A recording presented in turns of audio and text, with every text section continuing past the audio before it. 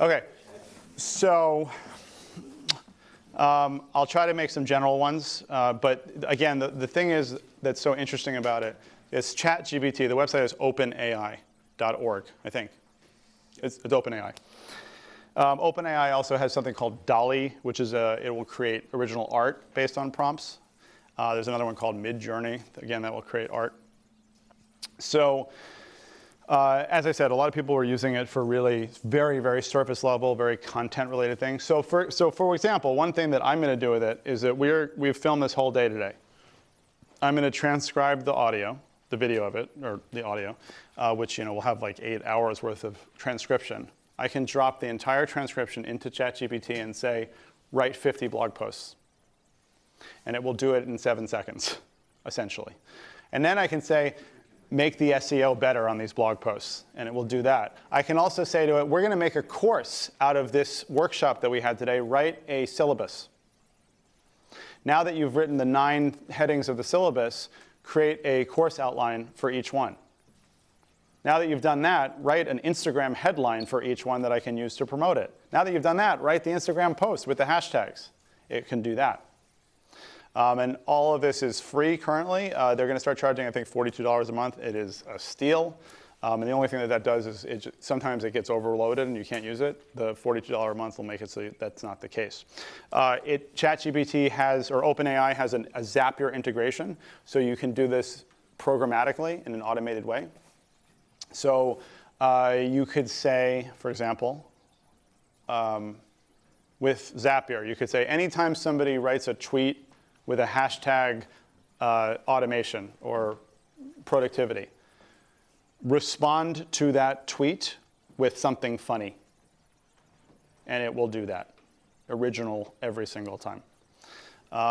That's one example. So you can use it to replace moderation, comment moderation to a great extent. You can have it write content. I got one. Sorry, one more. So it is, one weird caveat is it's only has information up to 2021. There's a new version coming out which will have more and a lot more information. But it knows my books.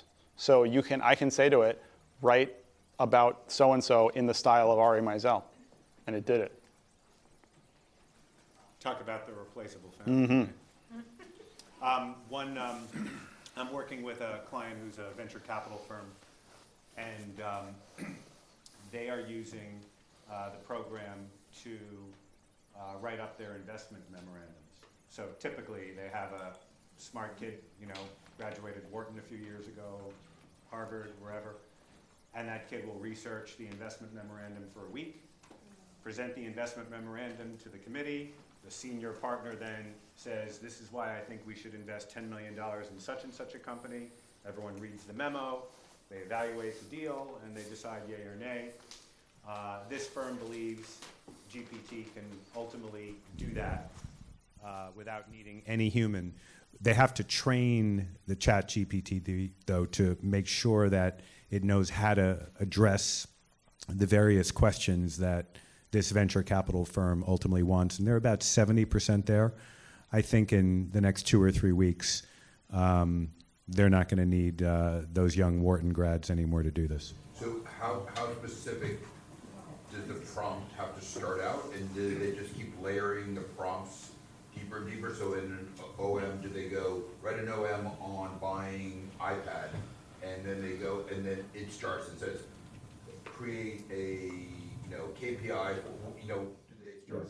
Yeah, it has memory. So It's a chat too. So you get one, you say write the 'Twas the Night Before Christmas as a rap song. Now redo it as a Weird Al Yankovic parody. Now do it as something else.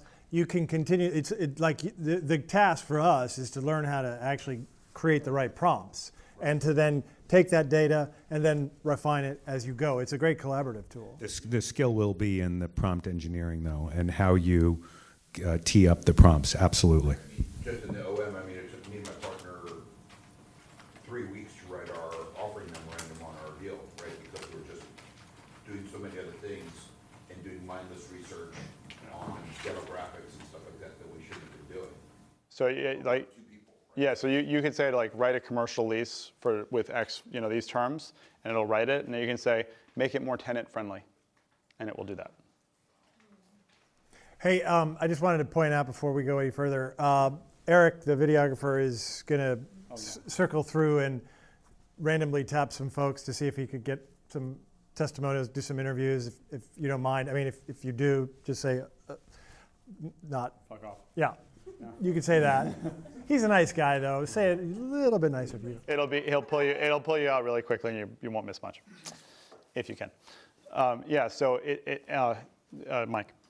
Yeah. What are the consequences that you're already seeing of it? I mean, for me, it's going to remove critical thinking, right? Because people are going to go there maybe just to get an answer without evolving to that point. And also, I see that in the future, it's going to build a trust problem because at the point that everybody sees, they won't know it's coming from you or something else. I think we're going to deal with a trust issue. What else do you guys see as a consequence to this? So I find that trust one really interesting. So how many of you got a voicemail from me? Don't Right. tell me it's not you. I was gonna say, It is. It wasn't him, because it showed up as unknown. Oh, it shouldn't have. It is me. I did record that, but I didn't call every single one of you. That would be madness, right? You saw by the message, it was a form voicemail. I was like, oh, look, he figured out how to send voicemails to everybody. The desire is genuine. The voice and what I said to all of you is genuine. But if I had to call each one of you, I wouldn't have done it, and you wouldn't have gotten that message, right? So, and obviously, we're being very transparent here, but I think in terms of like a customer experience, those voicemails can be a really powerful tool. It's really saying, and I got some messages from everybody saying thank you for your voicemail, whatever, which is great. So it made the point, right? And I made the effort. I didn't make the same level of effort that somebody else might have made if they had to make each one of those phone calls. But so my point is with the AI generated content to some extent, like who cares? If it's a good read and it's interesting and it's informative, then it's great. If it's not, you don't read it, you don't like it, you don't share it, which is the same thing if a human wrote it.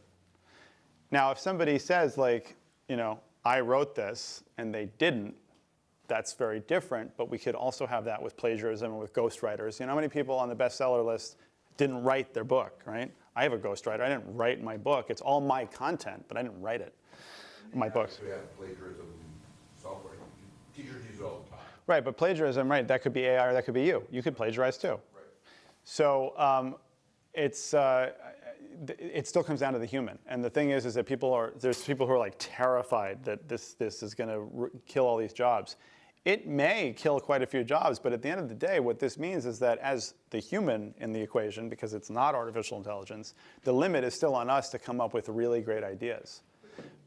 But the problem without it is that you or I might have 50 great ideas that never see the light of day because we have a bandwidth issue that this solves. I think the cog is the one who's going to be out of luck. So that probably gives you good rationale to kind of work your way up that hierarchy. Like the investor memo or offering memo is such a great example because I've done this my whole life. Like in managed teams, it takes weeks for a good memo to come out, right? Those people are trained to do so much higher work than actually summarizing the deal. Like, there's no art in that. It just has to get done. It's really a cog job that you're delegating to someone that has a MBA or a higher degree. So it's kind of like freeing them up to like, okay, so now I've freed you up from that job. Go out and use your genius, not like your non-genius. And then on the other side of that, how many people read the entire OM? Yeah, I don't know. Right. So when I was in college at Wharton, undergrad, I had a real estate development class, and I majored in real estate. And I had this class with this guy, Asuka Nakahara, who was a mentor for a long time afterwards, and he was the CFO of Trammell Crow for a while. Amazing guy. And it was an MBA level class, and I had to get a special permit to take, and I got a C- in the class. But we're still friends. And for the first couple weeks, I so every week we had a case. Then the case took about 10 hours to do the research and do all the analysis. And the output, what we had to give to the professor was a one-page paper. At the very top of the page, it would say, I would invest or I would not invest. And then we had our analysis, and we had one page. And they literally took like 10 hours to put these together. And what was really cool about that class is the following week, he would bring in the actual developer of that case, and we get to hear what really happened. It was awesome. So for the entire semester, which I guess is 12 weeks or so, I got the right answer. I got what actually happened every single time. And the first 3 or 4 weeks, I got like an A. I don't know what they were grading it on the time, but it was like a perfect score 4 weeks in a row. And then all of a sudden, after that 4th week, I started getting like D's on every single one. And nothing really had changed, and I was still getting the right answer. So I went and talked to the teacher, and I explained what happened. I was like, what's different? And he looks at my papers, and he's like, your analysis is terrible. He's like, the first month I was reviewing all of the assignments, but after that it's my TAs. I was like, okay, but then why was I getting graded? He's like, well, you're still getting the right answer. He's like, I'm busy. He's like, I just read that first line. So you got A's the first 4 weeks, but the TAs actually read the papers, and this is shit. He's like, if you go work for a really real estate firm, you're going to get fired in like 3 weeks. So it's the same thing, and it all ends up like there's so much of business that ends up being this like circle jerk where like we spend 24 hours or 2 weeks making something that nobody's going to read anyway. So I think that this reduces a lot of that, because if I were that person, I would take your OM and I'd put it into ChatGPT and say summarize it in 2 sentences. I can't believe your mentor gave you a C- though. That's pretty amazing. How it works in terms of the prompt that you would give it to be something so specific about Sure. a specific investment. Well, without going into too much detail, what I would say is they designed the program, hit go. The first memo was pretty lousy, made a bunch of tweaks, added a couple of additional specifiers, hit go again. The memo was still pretty bad, but not quite as bad. Did it a couple of more times, and with each time, the memo is getting better, and they're learning, and the algo is getting smarter. So actually what you're saying is that the process writers got better. Correct. The prompt, you have to be a prompt engineer. You have to know how to prompt in order to get the output that you want. Absolutely. Isn't that the same thing as what Ari's talking about, is like how good is your process? Is it like, are you giving someone a good process to follow? ChatGPT is going to follow perfectly. There's no subjectivity to it. It's completely objective. Do this. Okay, you give me enough information, so I give you shit, right? Give me more information. Garbage in, garbage out. Less, more information. It's getting better and better, right? Same thing is, how do you payroll process? Just take everyone's hours and send it to the company, okay?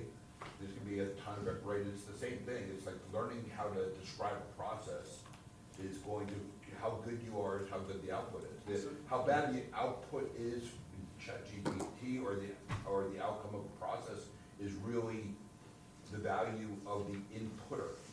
Well, right, but the difference is that once you get to where you want it to be, you'll never have to do it again, because then you can just say. And you put it in like a notebook, like Evernote, and you just keep that. Well, no, but also it learned. It has memory, so you can be like, all right, now we're going to write a new OM with these specifics based on the last one. You can also take really good ones and show those to it and say, write like this. Oh, really? Yeah. You cut and paste. You copy it into. You copy it into the chat box and you say, write an OM with these details like the one below. Can I just say everything that Ari said, I agree with, as it relates to Chat GPT 3. But it's coming later in the year? Chat GPT 4. Can I just make one point about ChatGPT 4? So this is what ChatGPT 3 is actually computing right now. That's what ChatGPT 4 is going to be computing. It's going to be another quantum leap forward. Can I say one thing about ChatGPT? So what's important here, and I've been in AI world for a long time. I come from the technology side. I've developed AI technology for the DoD and intelligence communities, and I've been following this for a while. And ChatGPT is not AI, right? Well, depends on your definition of AI. You ask 10 different people what their definition is, you'll get 10 different answers. But the important thing here, and really the breakthrough, which has happened, in the mainstream of this being released in November, the end of November, is the interface to it, right? GPT-3 was released, I guess, end of 21. It's been out for a while. So has anybody in the room used Jasper AI to create content? So Jasper's been using GPT-3 for a while to generate content, but if you use Jasper, you'll know that you had to go through a different experience. You had to click through all these windows. If you want to create a blog post, you would go to that window, specify it. The real breakthrough here with ChatGPT is the interfaces. You can just go on there and chat, or if you want to talk in and have the dictation, translate your words into text, you just go in there and you tell it what you want, and it'll give you an answer. And the first answer might not be exactly what you're looking for. And then you can go ahead and ask it to tweak it and refine it. So to understand the way kind of technology gets deployed is you have these things that are developed by research labs. And GPT-3 would be an example of that.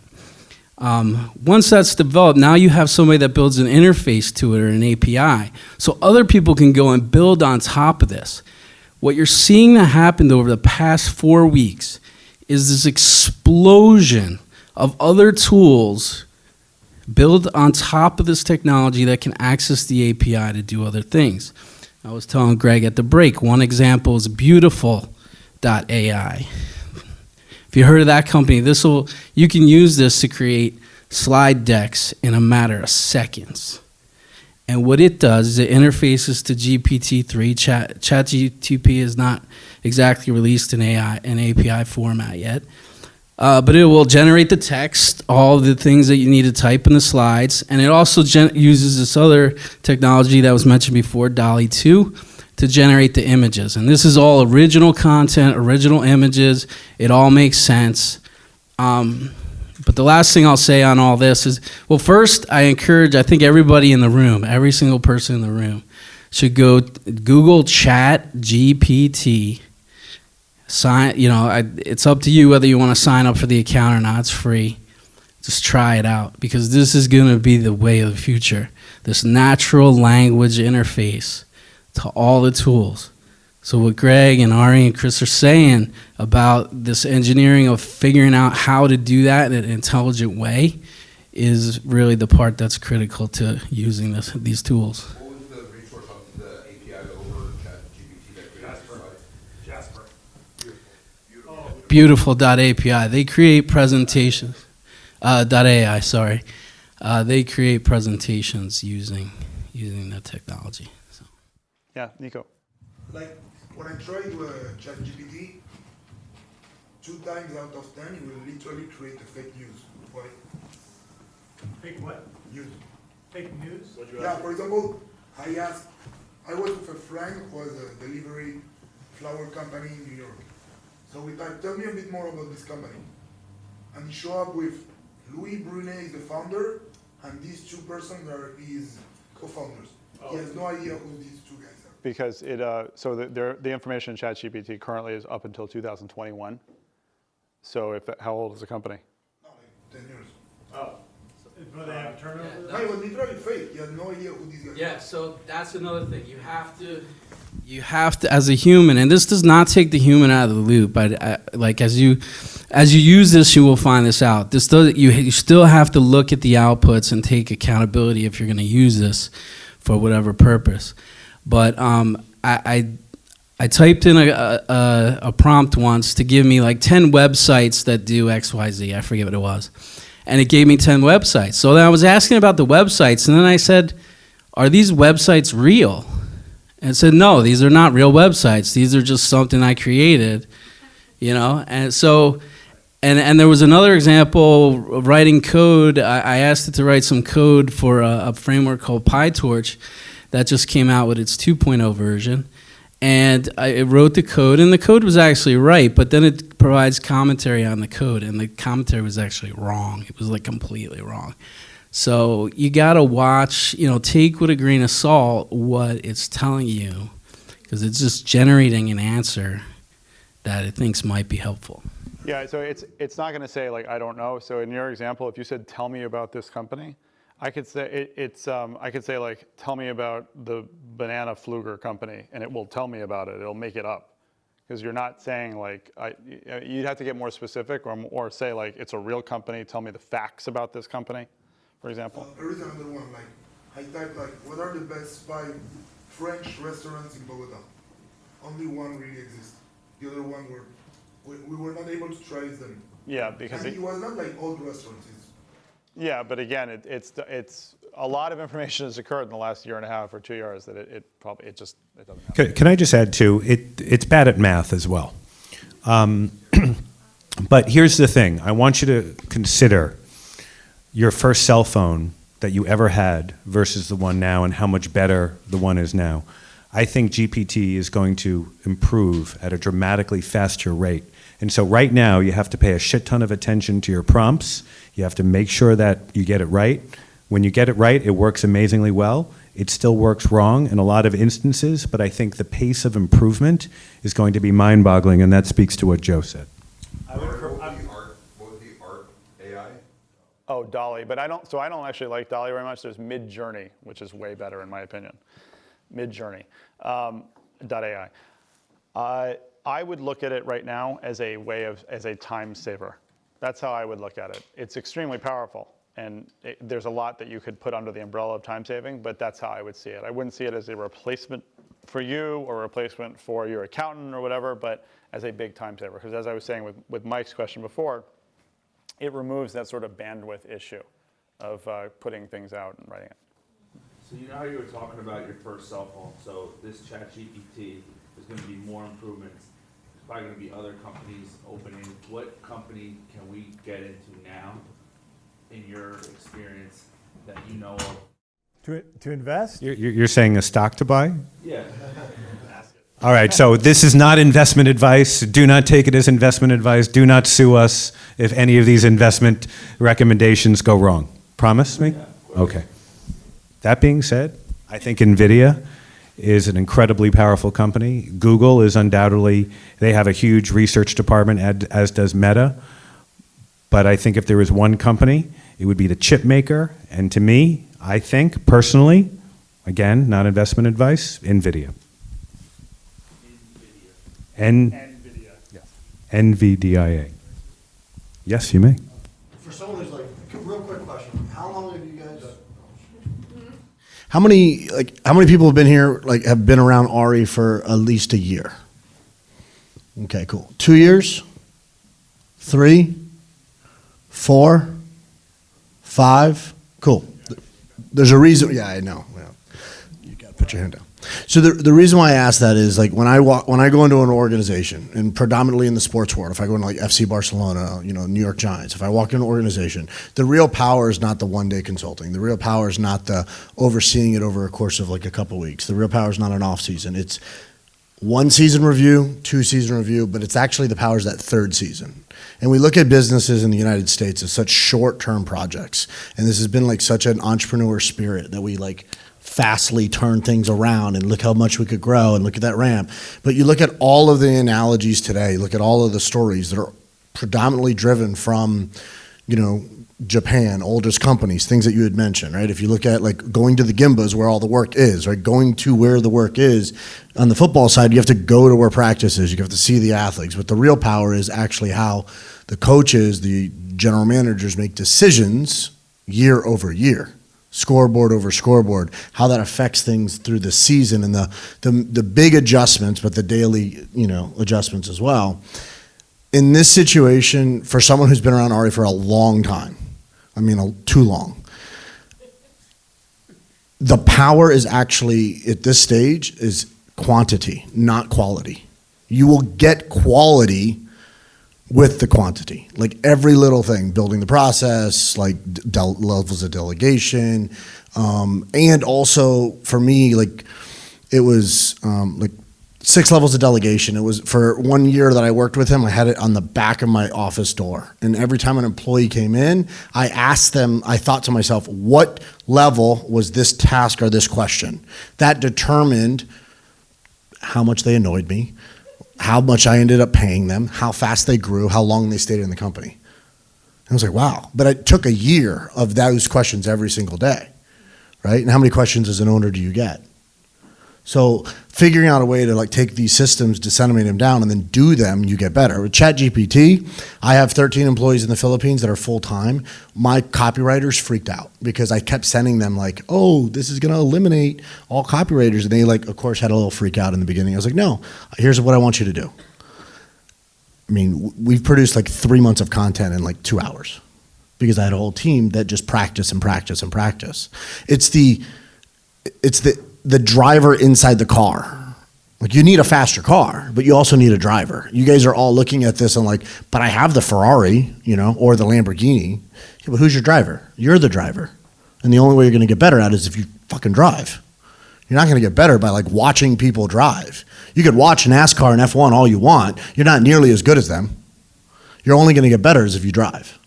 So like take like all of this and just think about the quantity. If you're so like a perfectionist about what you're doing in your work, it doesn't mean you have to show it out to the world. Keep that all internally. So that's just like from my perspective, because I hear all this stuff and I go, my power with Ari was like year 3. Now year 1, I mean, he saved my ass, so thank you. Year 2, I lost $1.5 million in 1 day. And COVID, when everyone freaked out, that was the most stable my business has ever been because we went through a catastrophic, event that we had no preparation for. But because I prepared for it and I rebuilt the business, when COVID hit, like everyone freaked out and I was just like, oh, I've been here before. And that was it. So like this happens through repetition. This is not going to happen by just like, what's the next best tool? Not from an investment, but like looking at, a lot of people are looking at other options. A lot of them are all powered by ChatGPT. They're all powered by other things. So just go to the source and then start working it out. And you'll find yourself like getting comfortable in an area where you haven't done the work just through volume. So thanks. That's a mic drop right there. Anybody have a non-AI question? What's your thorniest growth challenge?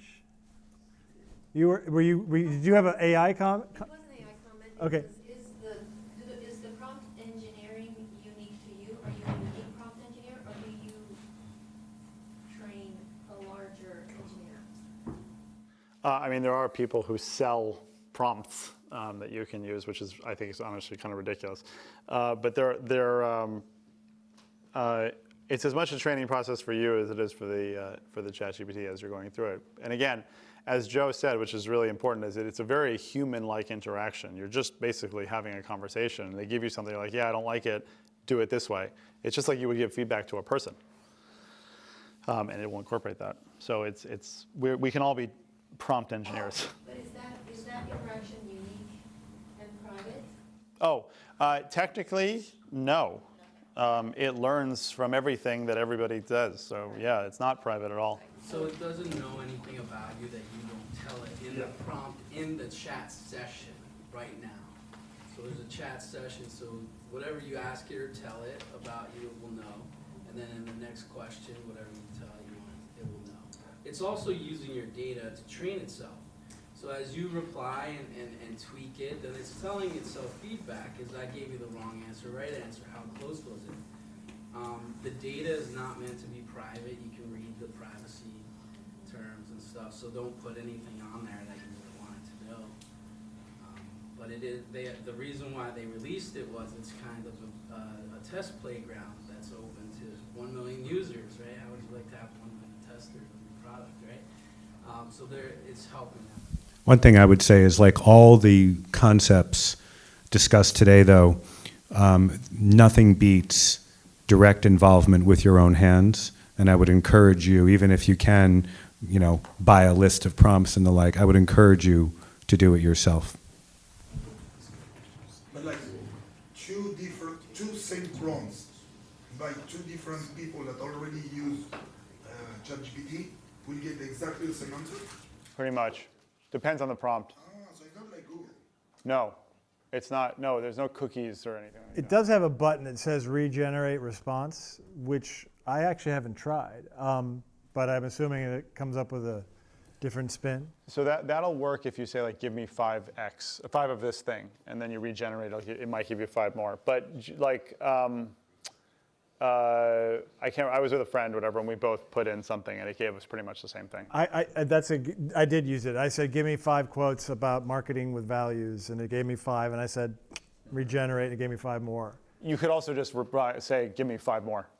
Yeah. So one of the things here is, are there anything that anybody wrote in their things that they're not going to be doing in a year that they're like, there's no way I could not be doing that in a year? Or is everyone really comfortable that in a year from now, if I check, you're not doing 16 things? Analyzing a deal, like in real estate, how am I gonna not analyze a deal? Is that something you put on your list that you don't want to do? Yeah, I don't wanna write models, I don't wanna, I can delegate it, but like right now, we're 2 people, we're 2 thinkers, sourcers, and we don't have a team to do it, right, so. And for the sake of the room, what does that analysis involve? Taking rent rolls and trailing 12-month balance sheets, income and expense statements, and then creating assumptions, and then making a projection, and then creating a leverage return. So it's all spreadsheet stuff. Yes. Yeah. So I mean, I hate to sound like a broken record, but ChatGPT can do that right now. Like yeah. It can do financial. It can write macros and stuff for Excel. You can write code. It can write macros. But if you put in, would you put in the rent roll and the trailing 12 data, and then it will give you, what output is it? You can ask it to give you a CSV file, which will go into an Excel spreadsheet. Really? Yes. Like as fast as we had that conversation, it could do it. That is absolutely what my client is doing. How would you use this to enhance my old Zap IFTT's external link? So Zapier, I don't know when, but they introduced a function now where you can code an automation and then just import it into Zapier with JSON code. ChatGPT can write that code now. So you can say like, I want an automation that uses ChatGPT's, uses GPT to have Zapier extract this from this email and bring it over to Twitter. Now write the JSON code for me to import that into Zapier. It'll do that. Is there a way that I could say, if I could go take a note, right? So for instance, you set up my external brain, like all my ideas from listening to you guys talk, and then I was in my shower or whatever, and then prompt a note to create that external brain. Is there a way that I can use that to then write something in ChatGPT? Yeah, through Zapier. So Zapier can see the new idea in, where do you put them, Evernote? Or Trello. in Trello, yeah. So take this Trello card, grab the whatever I wrote, bring it to OpenAI with this prompt. Exactly. Yeah, and then whatever the response is, put it here. So like I have a David Sedaris prompt, basically, says, like, take an idea and write it in David Sedaris' like voice. So it's like witty and smart. Uh-huh. I mean, you can have it right in my voice if you want. We're worried about like the fact checking. It was funny because I asked it to write something in my style, and it just kept writing like, and less doing this, and less doing that. Is that how I sound? It's a question about, oh, sorry, guys. I have a non-GPT question. Great. So a big part of like we've done a lot of work communication, because I've gotten better at communication, I think. But one of my issues is you guys work with a lot of interesting different businesses. What advice can you give on asking for help and being better at soliciting the assistance of other people? You have to become a good prompt engineer, which is I was going to make this point. A prompt engineer is actually a good question asker. I think that's probably you definitely have to figure out, how do you get people to actually give you the right type of feedback. I think that's what you're looking at. You want to be able to create a feedback loop that actually helps you, improve what you're doing. I don't know. Do you guys have a Are you talking about like getting support? No, I think in terms of, like, I'll give you an example. There are things that I can't figure out, that I just view like mental blocks in my business. I'm just not sure how I can make this replaceable. For example, like candidate research is really difficult in our, it's usually nuanced, at least when I look at it. And I haven't seemed to be able to get anybody in my world that can like, look at it and simplify it. And even finding somebody to do it, like sometimes I can't pay. I'm just kind of frowning because I'm thinking, boy, that's a good thing for ChatGPT. It is, but so I'd like to tease that out a little bit. So what does candidate research look like? Well, maybe that's not a great example. It's a great example. Okay, so there's maybe like 10 explicit variables, like yes, nos, and then there's Like what? mysteries, right? Like question marks. What are some of the explicit ones? One of our biggest clients is in healthcare engineering. So like, does this person, are they a mechanical engineer or not? Are they electrical engineer or not? These are easy things, right? Should they graduate with a bachelor's degree or not? But then there's like, do they have experience working in facilities engineering or not? And that can be, did they work at a firm that did this kind of work? Did they explicitly say that they've done it? And this is where it gets into, a little bit more difficult. And where do you get that information? Well, it tends to be the way that we do it. I mean, we're doing it wrong. It tends to be like a critical thinking. No, but where are you getting the answers to, or where are you getting that actual data? Social media profiles, and then like, let's say you just have a very basic profile, which just lists jobs and the dates that they work there. Like an experienced person's gonna look at, for example, like. Why they switched jobs 6 times in 2 years? Sure, but also they're gonna look at the jobs that they've taken and go, oh, I'm gonna look at this firm, they say that they're a facilities engineering firm. I'm gonna deduce that because they work in a facilities engineering firm, that they would do facilities engineering. Interesting. Yeah. So. And the difference for this is huge in my business. Like, if you can find the extra, like 15% of people that are kind of like unclear, like they're not getting outreach from other recruiters. They're being kind of, so this is like a really valuable problem as well. But it's,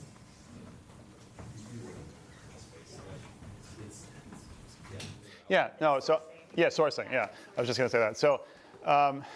ChatGPT is going to come into this conversation, but what I would do is there's a tool called browser.ai, which is an AI web scraper that is a no-code scraper. You know what I'm talking about? I think it's browser.ai. I'm pretty sure that's what it is. It's called.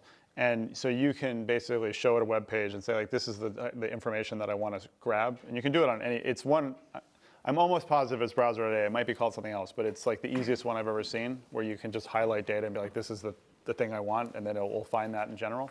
So you could scrape that data from their public places.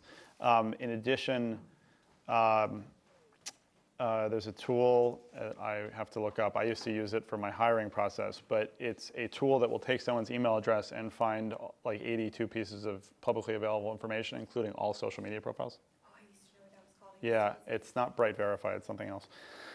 So that can find the locations, then that can take it, so all you need is an email address basically, and then it can find all those profiles, then it can take it over to browser.ai and say, go scrape the data from these profiles, Twitter, LinkedIn, whatever, and now bring that over to ChatGPT with this prompt. And the prompt is where it really becomes the expertise of yours, to say like, look at these things, identify these trends. For example, this, if they did this, then that, and that all goes into the prompt, which you'd have to manually work through that first to figure out what that prompt looks like. But once you do, you're going to get as close as you possibly can to the real Alex.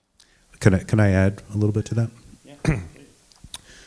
So on I think a very much related question, one of the things that I have found is that when you are interviewing for a specific role, inevitably some people are going to do better in the interviews just because they have a presentation capability that is better.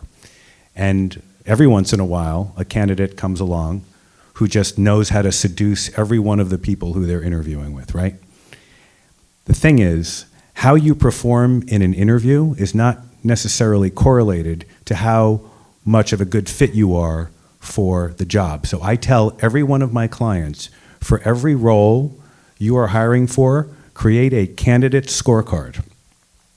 must-have attributes and knowledge and skills, nice to have, optional, and you definitely don't want. And I tell them to create these 4 buckets and try to take some of the biases out of the process. If, I hate to say it, somebody is really attractive, right? That's going to help them. Or tall with hair. Or tall with hair. Well, you know, I would just say one thing. Going bald was very, very painful. Being bald is awesome. I'm totally aerodynamic, as is he. We feel badly for Chris sometimes. But try to take the biases out of the process by creating an objective set of attributes you want, would be nice to have, and then not have, and that can really, really be helpful because oftentimes the data that emanates from that, when you have, X number of people interviewing that candidate, speaks much more clearly than the way in which interview analysis used to be done, which was, oh, I really liked her. Why? I don't know, she just kind of had a spark about her. Okay. Good vibes, The right. vibe test. So it sounds like by, you guys are saying that I could probably set up a way to just give candidates scores and have these tools come together and be like, Well, I think that's phase 1. When you get it, the elite colleges, they have one level of kind of review, which basically says, can you can you do the work? And then beyond that, you got to get into the intangibles, and I think that's where you need to start to establish some values, and start to basically say, like, these are the types of people. This is the organization. Whoops. These are the organization's values, and this is how do you find a way to assess a candidate on those? That's maybe do some research with like how the universities try to make those judgments. I mean, the university admissions process is a bit of a mess these days, but No, I think it's a really interesting point, though. And again, sorry not to sound like a broken record, but that is a cool thing to try. And I don't know what would happen, but to bring that into ChatGPT and basically like, these are the values we're looking for. Does this candidate meet those values? It's a pretty amorphous question, but I think it would be really interesting to see what it comes up with. But of course, you have to know what your values are. Ari, there are 2 that I don't really know where to start. Meeting with investors and attending trade shows. do you need to raise money? You need to sell a product? They both seem pretty important priorities. You don't want to do them. How to replace them, at least think about how to replace them. I think that's kind of inventor terrain. Meeting with inventors? Investors. Oh, investors, I'm sorry. Meeting with investors is inventor terrain. I mean, isn't it? Well, go ahead. You can hire a banker. They're expensive, but the thing about it is they save you a ton of time if they're good. So as it relates to the investor thing, I used to do that. I thankfully don't do it anymore. My job was to identify the appropriate investors for a particular company's capital raise, speak with the investors in advance of meeting with the CEO, so sort of tee them up, get them warm, at the same time, prep the CEO for how to communicate the answers, and then tee up the meeting, and then do all of the follow-up. And investment banking, the dirty little secret, it's not that much of a secret actually, is that more than anything else, what good investment bankers do is just save the CEO time. And attending trade shows? So you don't want to do that. I want, but on this one I'm stuck. If I was replacing myself, I don't know. What do you do at the trade shows?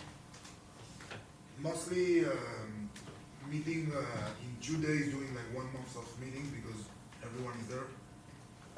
It sounds pretty efficient, but I mean, you probably could do the same thing over Zoom if you scheduled it properly, The other thing is the tech trends with the booths. So that I can spot easily something that could automate one of my processes. Yeah, but you know what? Like, I used to love going to CES, the biggest, right, when I was younger. It's exhausting, and the truth is now like, there's 60 people on TikTok that do a 3-minute summary of the best 10 things that they saw, and it's better than going. I was at Web Summit this year, it was 70,000 people, it was miserable. Yeah. I like like to hear from each one of you what you see as the largest opportunity in the next 36 months, and also your biggest concern in the next 36 months. Good one. Wow. I think, I honestly think that I'm going to probably revert to the Web3 folks. I think that there's a distinction. If you can pull apart, and Greg will probably disagree with me on this, but if you can pull apart the financing vehicle of crypto from the technology of blockchain, the immersive capabilities of VR from so far what VR has been able to do, all the different things that Web3 is meant to do, and look at it as the creation of a more authentic, socially responsible internet. I think the companies that are able to, tap into that trend and actually start to look at new business models that are disrupting, businesses that have actually found that new sort of like merger of metrics, merger of the XY axes, whatever it may be, the companies that are building new business models, because I don't think I've seen an era in startups where all bets are off. I think AI has been a big piece of that, but I do think that people are sort of expecting more out of business. So I don't have a particular stock to suggest to you. I would throw that to Greg. No, I know. Yeah. You want? I can go if you like. No, I'll go. I do a lot of work in crypto and Web3 and NFTs and all that stuff. But I would say, as objective as I can be, to some extent, even though I think blockchain has enormous potential, it has to some extent been a technology searching for problems to solve.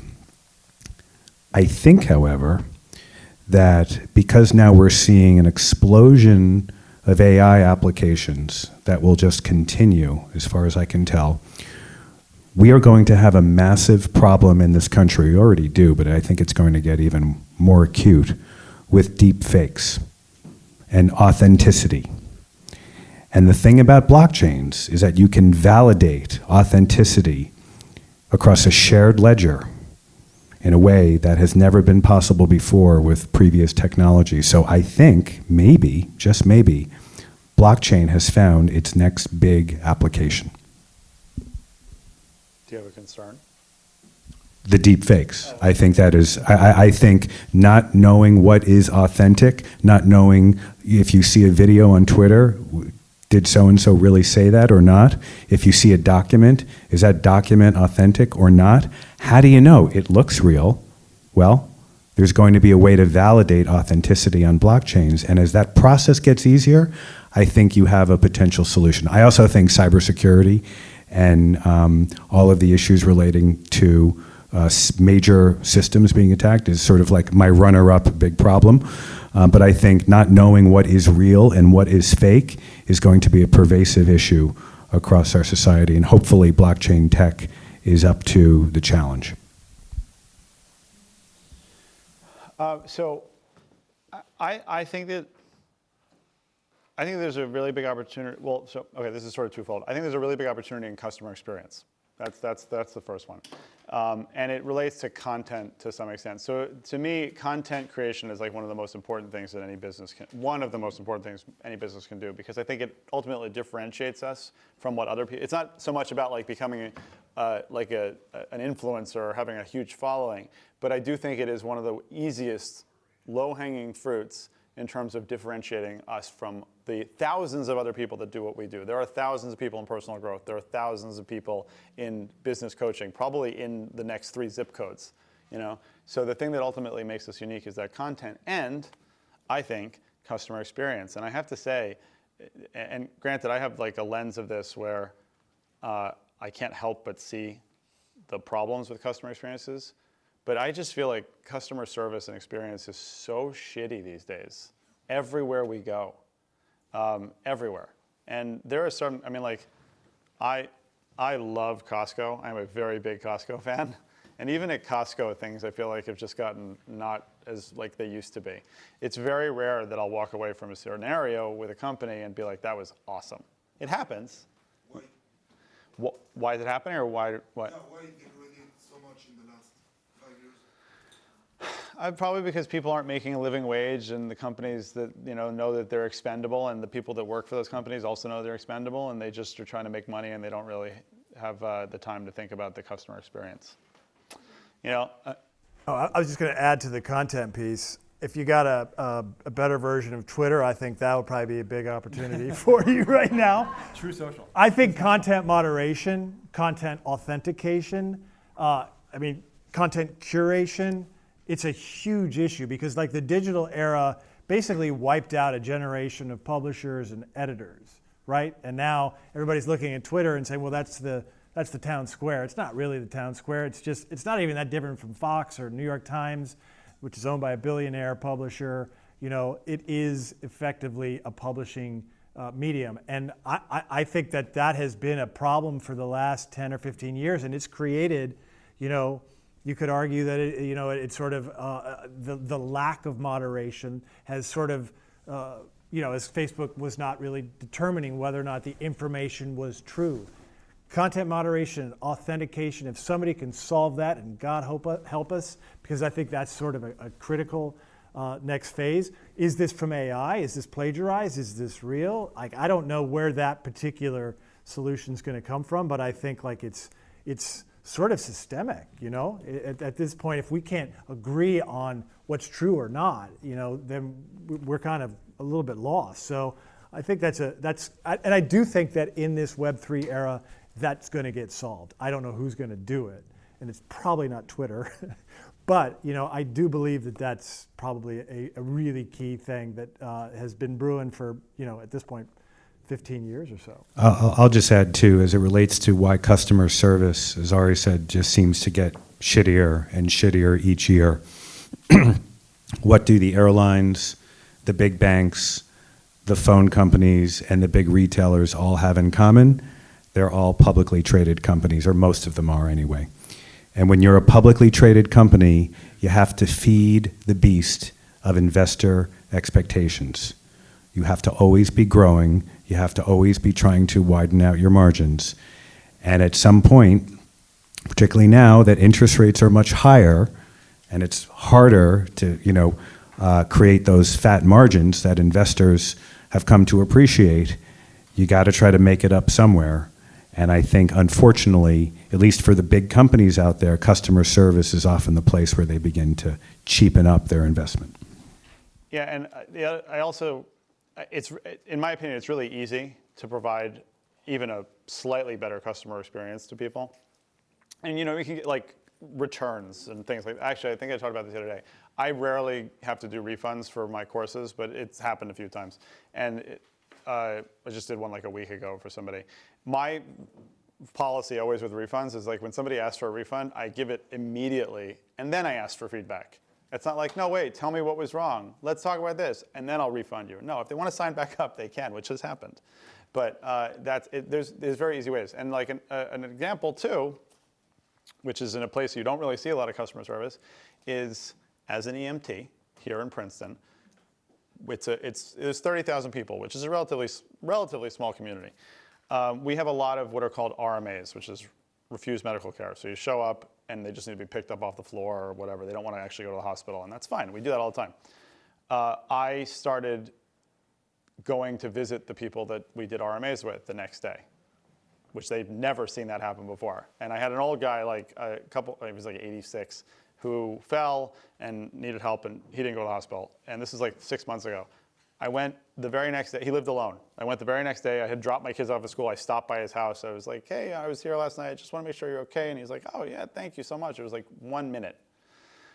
He went into the squad that day and sat down with the chief and the president to talk about how great of experience it was and made a $1,000 donation. And so I'm actually trying to build that as a program into what we do. And that doesn't happen in a lot of EMS situations, right? So easy to do. So that's one of the opportunities. I think there's so many opportunities to do great customer service, and people don't sue doctors that they like. Like it goes a long way if you do something and show you're different. The concern is a totally different thing. Also possibly colored by my EMS experience, but and I tell my kids this too all the time. Is I always tell my wife and I tell our kids, like, you have to act in public like you are being filmed all the time. And that's my concern, is that, and not from a privacy standpoint, but you're like always being filmed now.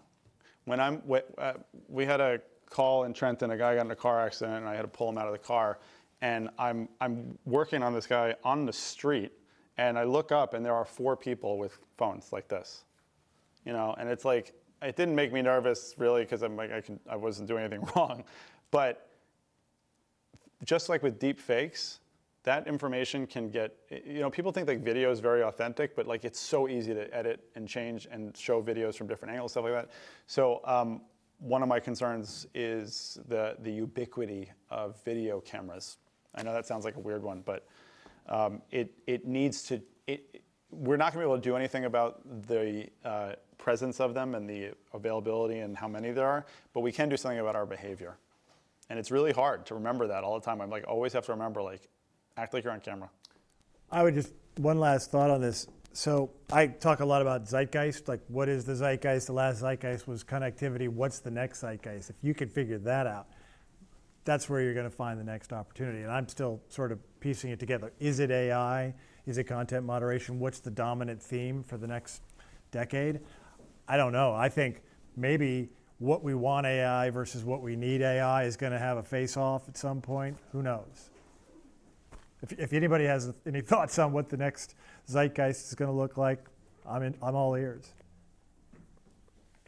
I'm also kind of excited about the combination of life sciences and computing power merging to hopefully repeat this. When we think about what happened with the vaccine for COVID, from the time in which that virus, the COVID virus was sequenced to the time in which those vaccines were going into people's arms, it was an extraordinarily compressed process, really a true miracle.